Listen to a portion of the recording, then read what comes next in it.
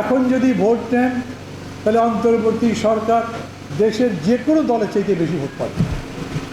মানুষ এরকমই মনে করে রাজনৈতিক দলগুলো কথা রাখে না, বেশি কথা বলে, ক্ষমতার লোভ করে, নিজেরা মারামারি করে, খুনাখুনি করে, এদের দিয়ে আমাদের কোনো কল্যাণ হবে না।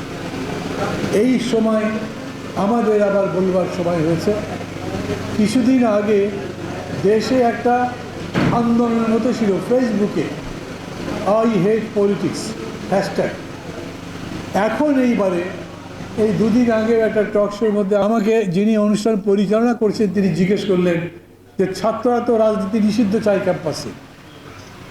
একটি মেয়ে ছিল, ছাত্র ইউনিয়ন করে, তার আন্তর্জাতিক তার কেন্দ্রীয় কমিটির কোষাধ্যক্ষ বা কিছু, উনি ব্যাখ্যা দিলেন আমরা রাজনীতি ঘৃণা করি না, আমরা রাজনীতি চাই, কিন্তু সেই রাজনীতি হবে তোষামতকারী বইতে রেখে, সেই রাজনীতি কেবলমাত্র বংশানুক্রমিক উত্তরাধিকার সূত্রে হবে না, সেই রাজনীতি চামচামি করবে না, চাঁদাবাজি করবে না, সেই রাজনীতি গুন্ডামি মাস্তানি করবে না।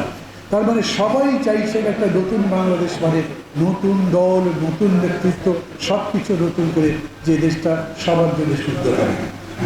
দায়িত্বটা প্রধানত এখন যারা ক্ষমতায় আছেন অন্তর্বর্তী সরকারে।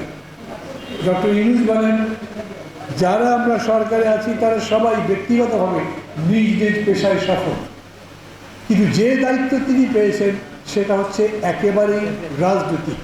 সেই রাজনীতিতে তাদের কোনো অভিজ্ঞতা নাই, অনেক ভুল করছেন তারা, অনেক প্রশ্ন তৈরি হয়েছে প্রশাসনে, পুলিশে, অন্য সব জায়গাতে, কিন্তু তারপরেও মানুষ মনে করে তাদের সাকসেসফুল হতে হবে।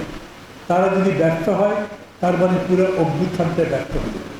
অর্থাৎ রাজনৈতিক দলগুলোর কাছে আমি বলি একটা পরিবর্তন হয়েছে, এর জায়গায় বিয়ে এসে এর মতো আচরণ করবে, এইটা হবে না। যদি মনে করেন আমার ক্ষমতা আছে, বিরাট বপু, আমি যা ইচ্ছা তা করতে পারবো, আমি বলি তাও পারবেন না। পৃথিবীটা বদলেছে। ফ্রান্সে 4 নম্বরের দল ক্ষমতায় গেছে ভোটে, এইখানেও মুসলিম লীগের কোনো খবর নেই।